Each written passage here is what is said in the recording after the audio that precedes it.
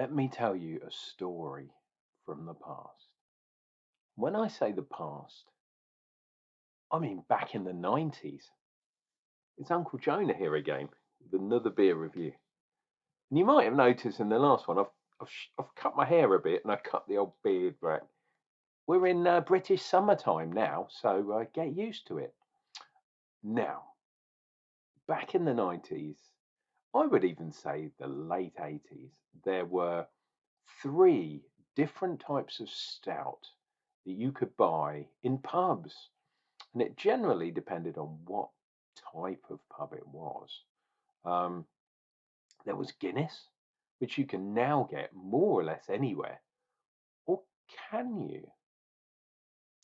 Then there was Murphy's, and then there was Beamish, which was my absolute favourite. There were some other stouts that people did in bottles and all that kind of stuff. Young's did their one. Some other breweries did their stouts, but basically they were the three main ones. And if you went to a Young's pub, you could usually buy Guinness in there as well as their own stout as well.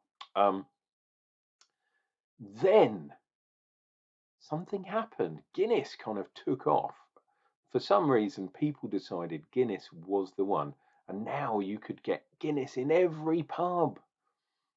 And weirdly, Murphy's and Beamish both got bought out by Heineken. And over time, they took it out of the shelves, out of the supermarkets. You couldn't find it anywhere. Beamish you could only get in Ireland. You could not get in the UK at all, or mainland UK. Murphy's you still could find some places, but then it disappeared. Anyway, last year, round about Christmas time or just before Christmas, for some unknown reason, Diageo, the whiskey guys, yes, who actually own Guinness, or have a big stake in Guinness, couldn't keep up supply.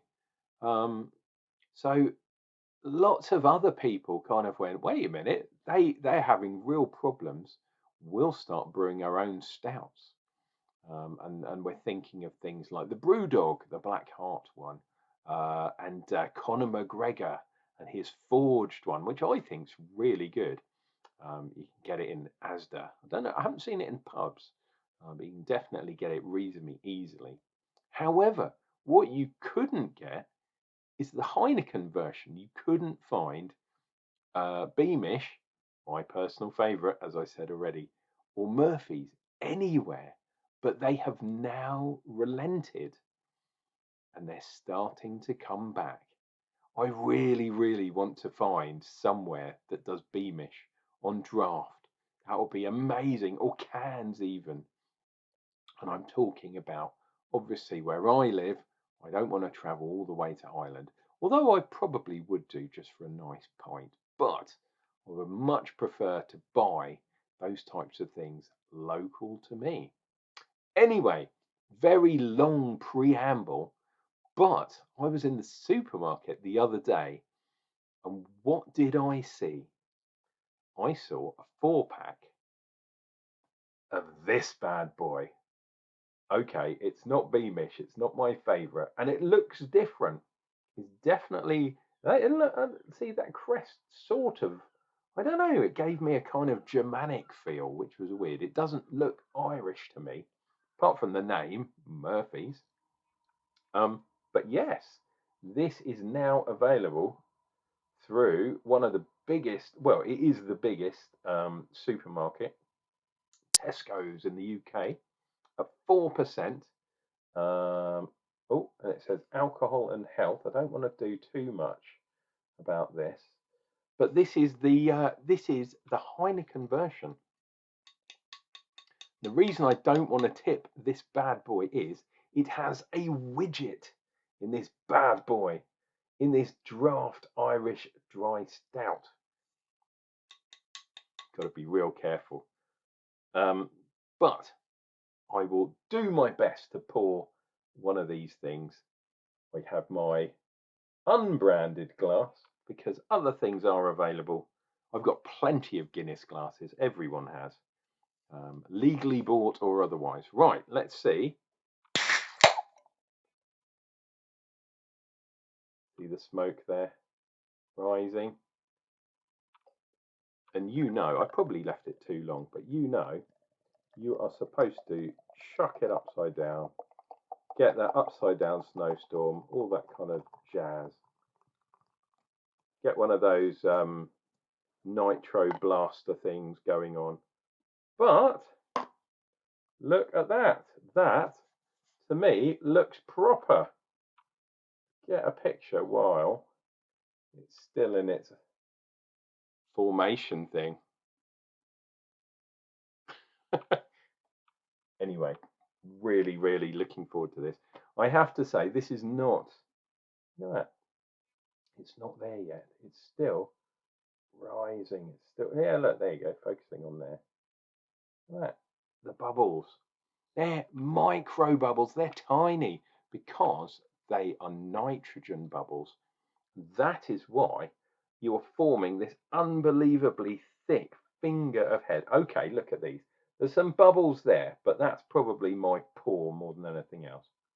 Right, wait a minute. Let's see. If we do this and the blooming thing doesn't autofocus. You see all those micro bubbles, the nitro bubbles of doom. You know this is going to be good. There's nothing to stop people putting nitrogen into any beer.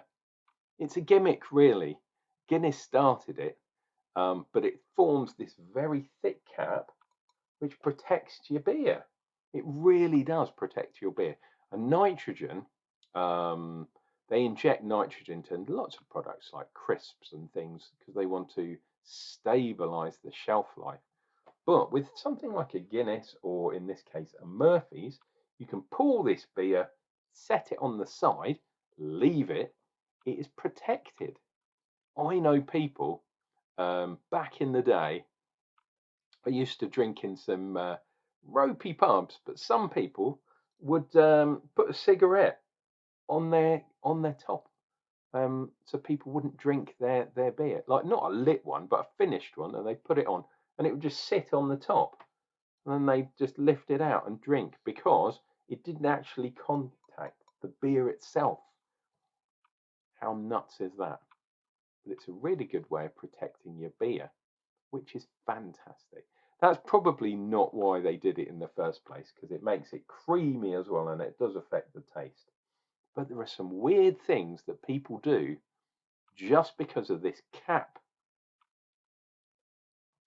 I'm going to wipe the moustache. I need to trim up the moustache, actually, because it's a bit shaggy. You know what I'm like. Quality control in beer is my thing, but on my own personal grooming is not, unfortunately. Although I do have a bit of a scrub behind my ears every now and then. But the Murphys, cheers and beers, and to people that aren't here anymore, who used to love the Irish stuff. Cheers, guys.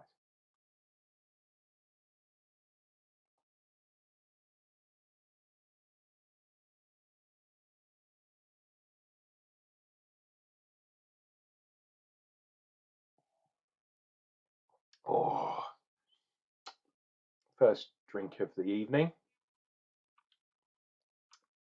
I don't know if I would have split the M if this was a Murphy's glass, but I love taking a deep draw on my first stout of the evening.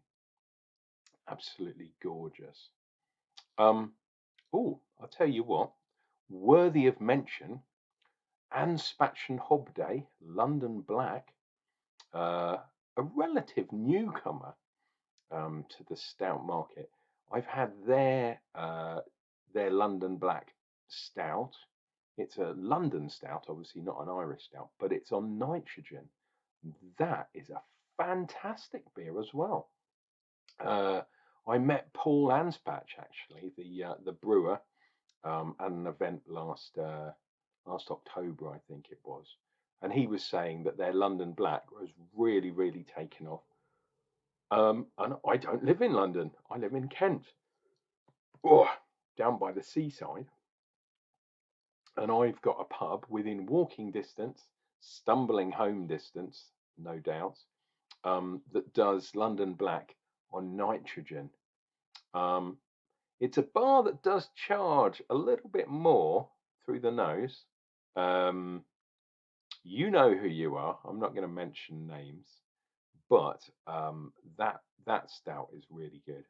So we're kind of spoilt for choice these days. But Heineken, if you're watching this, hopefully you are, please bring back Beamish in Britain. There's a gap in the market. Guinness cannot handle it. If you bring it in, you will definitely corner some of the market, even if it's just in cans, like you've done for the Murphys. I would, for one, would be thankful if you could. So out of the big three, and it is still the case, um, and obviously back in those days, Murphy's wasn't owned by Heineken; they were their own thing. I think they did have a some sort of union with Heineken, so they would always have yeah, Murphy's in certain pubs. If that makes sense. But you know when you're drinking, and especially when you're going around different pubs, you do work out where things are, where things are available. Um, for me, Beamish was the one. Murphy's is a little bit watery. It's probably the most watery and light on the mouthfeel out of the three beers. Um, Beamish was always more creamy. Guinness is a bit more dry, but it still had quite a good mouthfeel. Um, and I think the recipe is maybe not exactly the same, but is not very far away. And at the moment, where are we with Guinness? Guinness is 4.1. Beamish, I can't even get, so I'm just guessing, but it's probably around that. Murphy's has gone for 4%. So they're very light beers. You can drink quite a fair few of these without getting drunk. It's almost like food.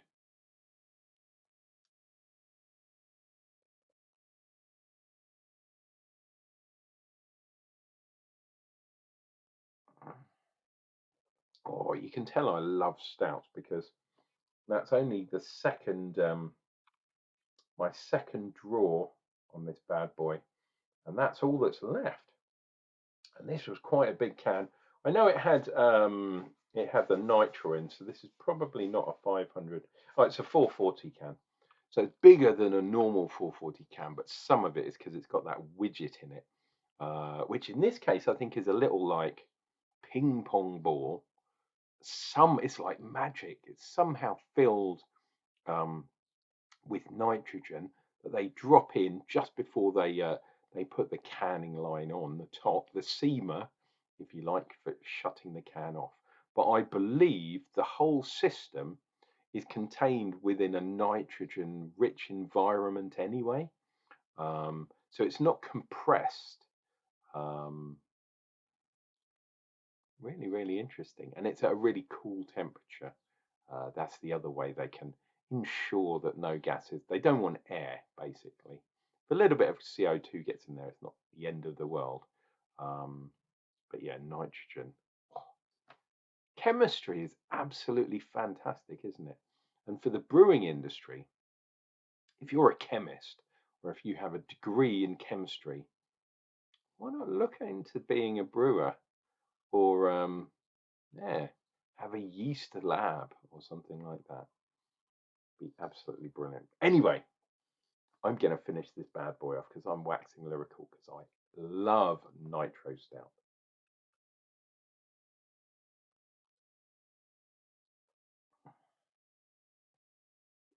Oh, there we go. And look at that. You know, I'm always going on about the kind of the foam. Nitro foam is in a totally different league. Absolutely ridiculous. That was one I really enjoyed. Guys, Please take care of yourselves, take care of each other. This is your loving Uncle Jonah, and I'll be back with another beer review, and that's coming up real soon.